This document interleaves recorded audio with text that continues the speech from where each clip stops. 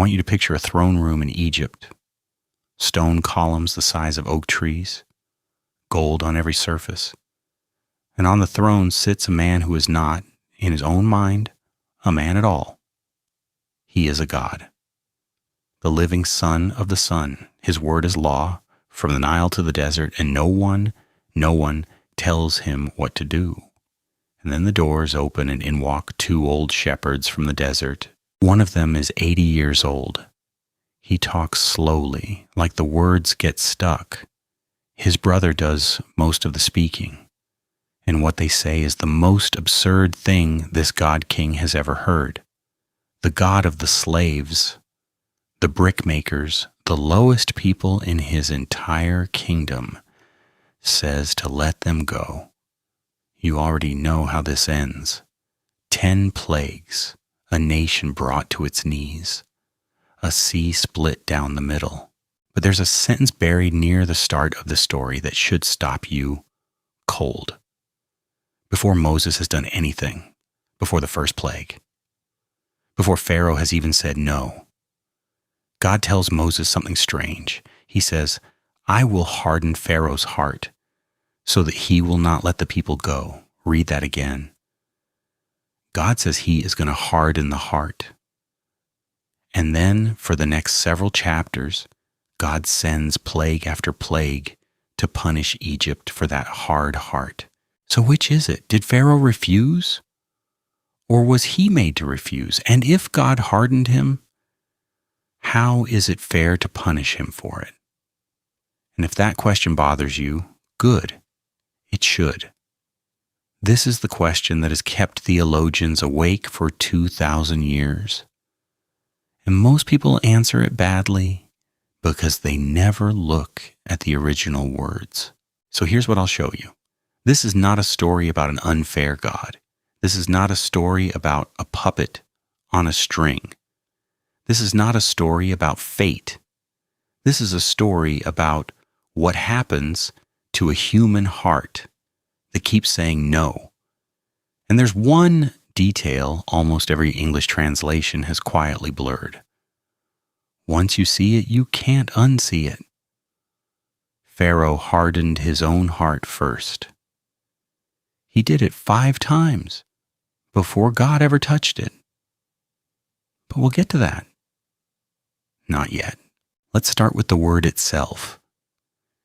Because in English, you have one phrase, harden the heart, and it sounds simple, cold, like flipping a switch from soft to stone. But the Hebrew doesn't use one word, it uses 3. The first is shazak. And here's what most people miss. Shazak isn't even a negative word most of the time. It means to strengthen, to make firm, to give resolve. It's the same word God uses when he tells Joshua, be strong and courageous. So when the text says God will chazak Pharaoh's heart, it's not saying God will turn him evil. It's saying God will strengthen the resolve that's already there. He'll make Pharaoh more fully Pharaoh. The second word is kaved. And this one is heavier, literally.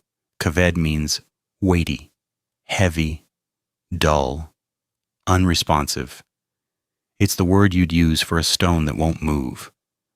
When Pharaoh's heart becomes kaved, it isn't burning with rage. It's going numb. It's losing the ability to feel the very thing that should move it. And here's a detail that'll stay with you. Kaved shares its root with the Hebrew word for glory, kavod. The same word that can mean the weight of God's presence can also mean the dead weight of a heart that stopped responding. Weight can lift you up, or it can sink you. And the third word is kasha, to be hard, to be stiff, stubborn. It's the word behind that phrase you've heard 100 times, stiff-necked, like an ox that locks its neck and refuses to turn no matter how hard you pull. 3 words, strengthen, go numb, stiffen. That is not a switch. That is a process. And here's the part that changes everything. In Hebrew thought, the heart, the lev, is not where you feel. It's where you decide. The heart is the seat of the will, the mind, the place you make your choices from. So when you read, harden the heart, you hear emotions. But the original readers heard something else. They heard a will going rigid, a decision maker that has stopped being able to choose differently. Now hold that in your mind and walk back into the throne room. Moses and Aaron stand before Pharaoh, and Aaron throws down his staff, and it becomes a serpent writhing on the marble floor. And Pharaoh, unbothered, calls in his own men. 2 of them, remembered in Jewish tradition by the names Jannes and Jambres, his magicians, his experts.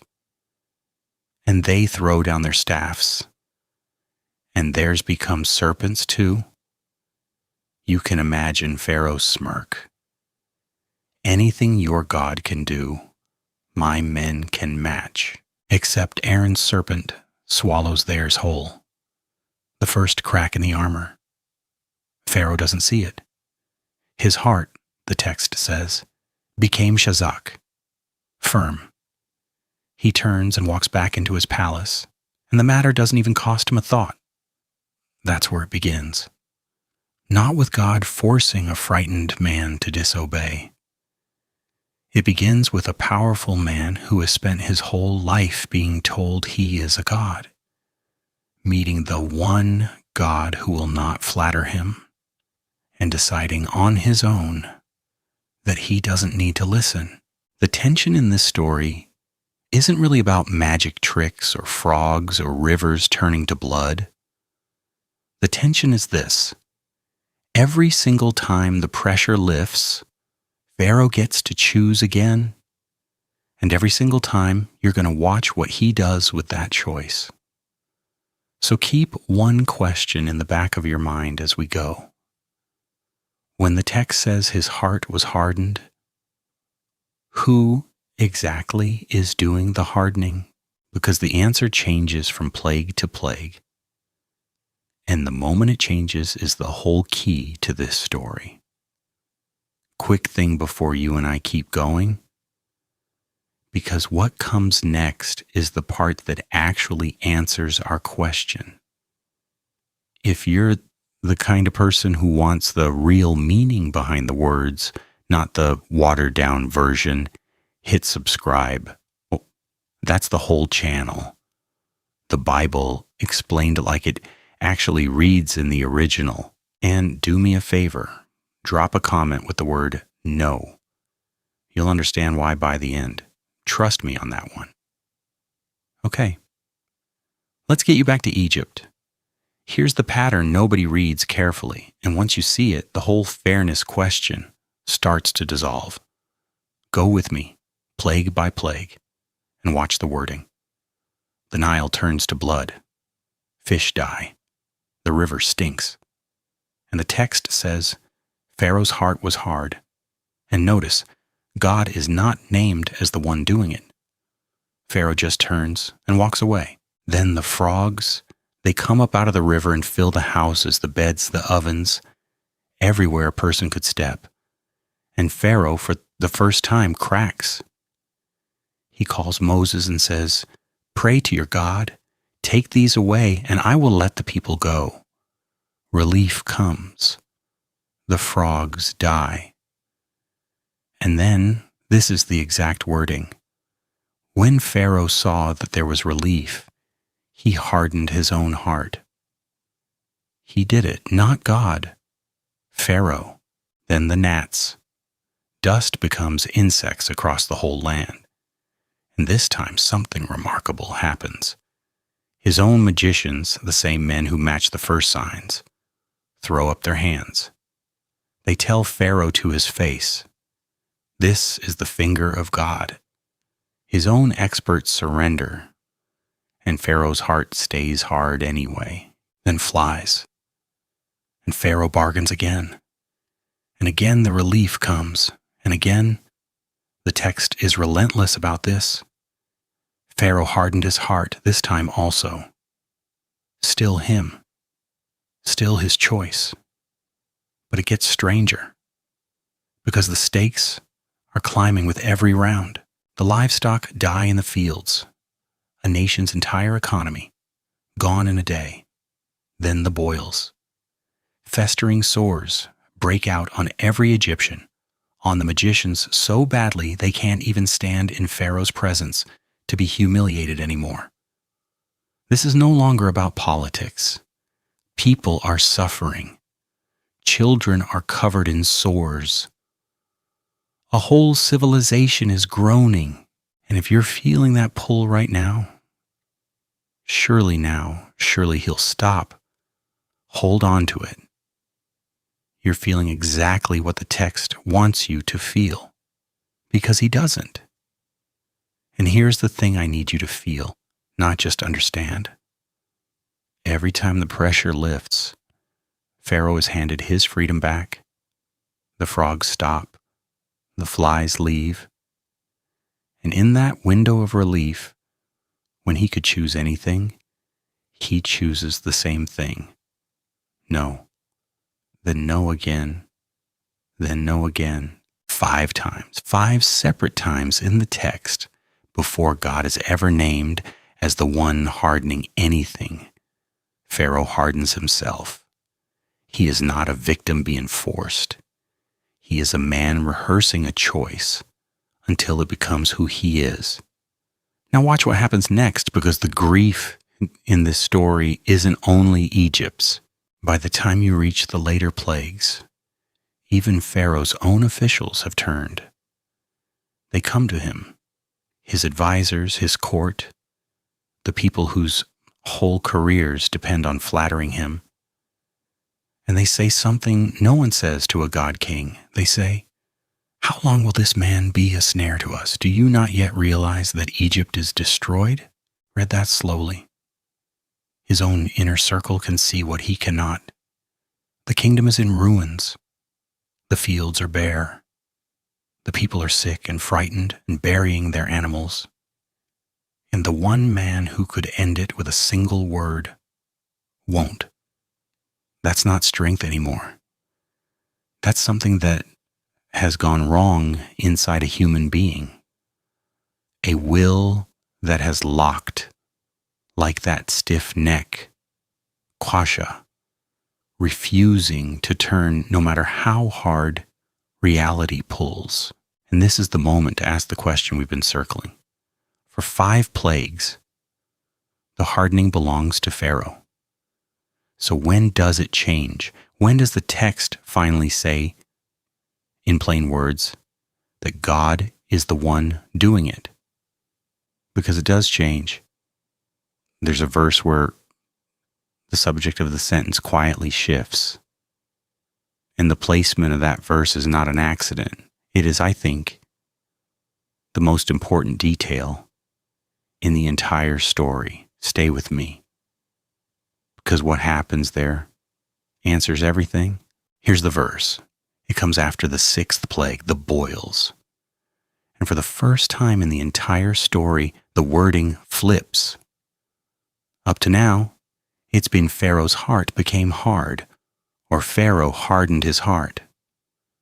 But now, finally, the text says it plainly. The Lord hardened Pharaoh's heart. That's the moment. Not at the beginning. Not when Moses first walked in.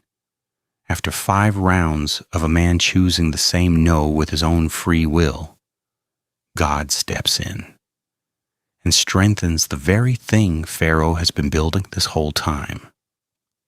This is the part nobody tells you. God didn't reach into a soft, willing heart and twist it shut. God took a heart that had already chosen 5 times over and confirmed it. He gave Pharaoh more of what Pharaoh wanted. He handed the man over to himself. And that exact idea is what the Apostle Paul reaches for centuries later. In his letter to the Romans, Paul knows this story is uncomfortable. He says it out loud. God has mercy on whom he wants, and he hardens whom he wants. The Greek word Paul uses is sclerino, the root of our word sclerosis, the medical term for tissue that has gone hard and stopped functioning, a heart with sclerosis. But Paul doesn't leave it as a riddle. He points back to what God actually said to Pharaoh in the middle of all this. I raised you up for this very purpose, that I might show my power and that my name might be known across the whole earth. There's the why. The hardening wasn't cruelty for its own sake. It was God refusing to let the most powerful empire on earth pretend he didn't exist. Every plague was an argument. The Nile, the frogs, the sun going dark, each one struck at a different Egyptian god until there was nothing left to worship but the one doing the striking. Now, good and serious believers land in two different places here. I'm not going to pretend the tension fully vanishes. Some read this and emphasize God's sovereignty, that God, as maker, has the right to do this, and your job is to trust him. Others emphasize human freedom, that God only confirmed a choice Pharaoh had already made his own, again and again. Both are reading the same text honestly. But notice that even Paul, even at his most sovereign, never once lets Pharaoh off the hook. The man is always responsible, always. And here's the picture that finally made it click for me. It's an old one. From a teacher named Origen almost 2,000 years ago. The same sun, he said, melts wax and hardens clay. The heat is identical. The difference is in the thing it falls on. You felt this. You know how it works. Think about the last time you lied about something small. The first lie costs you something. It's a flush of guilt, a knot in your stomach. But tell that same lie enough times, and one day you notice the knot is gone. You can say it now without flinching. You didn't decide to feel nothing. The nothing crept in, one repetition at a time. That's kaved, the heart going heavy, going numb. Not by a switch, by 1,000 small yeses to the same small no. So this is not a story about a God who rigged the game. This is not a story about a man who never had a chance. This is not a story about a God who needed a villain. This is a story about a heart that practiced saying no until it forgot how to say anything else, and a God who eventually let it have exactly what it kept asking for, which means the terrifying part of this story was never really about Egypt, because here's what you walk away with. First, the plain truth of the text. In the original Hebrew, Pharaoh starts this 5 times by his own hand before God is ever named. The God of the Bible did not create a villain out of an innocent man. He let a proud man become fully what he kept choosing to be. Second, and this one's for you. Hardening is not a switch, it's a slope. Nobody wakes up one morning with a heart of stone. It happens the way Pharaoh's did. One relief ignored, one warning shrugged off, one small no repeated, until it stops feeling like a choice at all. The danger was never a single dramatic rebellion. It was the 5th quiet no that felt exactly like the first. And third, this was never a story about a king who died 3,000 years ago. It's a mirror. Every time you feel that nudge to forgive someone, to come clean, to change, and you say no, the wall gets 1 brick thicker. Say it long enough, and you might not hear the nudge at all anymore. That's not God slamming a door on you. That's God sorrowfully letting you keep the door you've been closing yourself. The good news hidden inside all of it is this: as long as you can still feel the nudge, you're not Pharaoh yet. The fact that this stings means your heart is still soft enough to turn. So be honest with me. What's the one no you keep repeating right now? The thing you already know you need to say yes to. Put it in the comments. Even just the word, even if no one else understands it. Sometimes saying it out loud is the first crack of light getting back in. Don't wait for the 10th plague. Answer the first knock.